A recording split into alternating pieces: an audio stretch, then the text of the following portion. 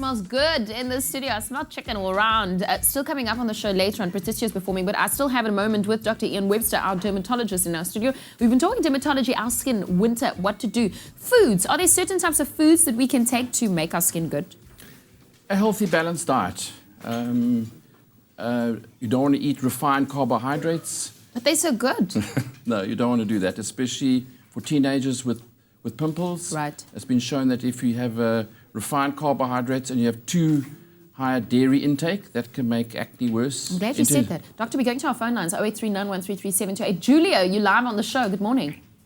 Morning, ma'am. How are you? I'm so good. Thanks for asking. What's your question or comment?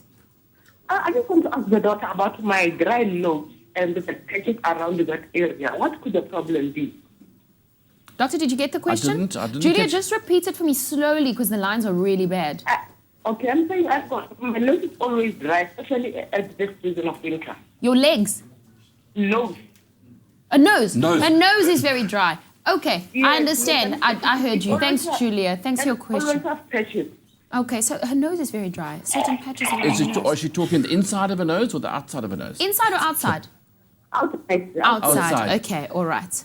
Again, it also depends depends where she lives, but again, she might be using too harsh a cleanser.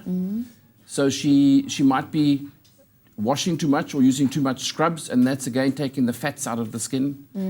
So she needs to use a milder cleanser. She also might have a type of eczema, which would need a consultation with a dermatologist. Would one say that if it's near the nose that it might be behind the ears as well? It can be. You get a thing called seborrheic dermatitis, where the eczema is actually on the sides of the nose and behind the ears, Right. and often the flexures along the hairline.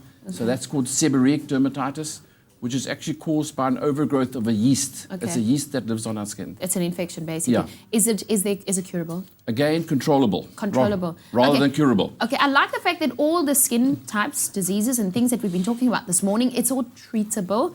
Doctor, also, I want to find a dermatologist. Is there a society? Yes, we have the Dermatology Society of South Africa, www.derma.co.za. Okay, so there I find help. So you can go to that and you'll find a dermatologist. You'll see there's a section that says patients, and you'll be able to find a dermatologist in your area. Okay, you can click on Ian Webster and you'll find him in Somerset West if you're really in the area. Listen, very informative. Thanks so much for joining us this morning. Really good. And it's treatable. Not everything's curable, but it's treatable. You don't have to be alone. This is your Feel Good Breakfast Show. It's still coming up.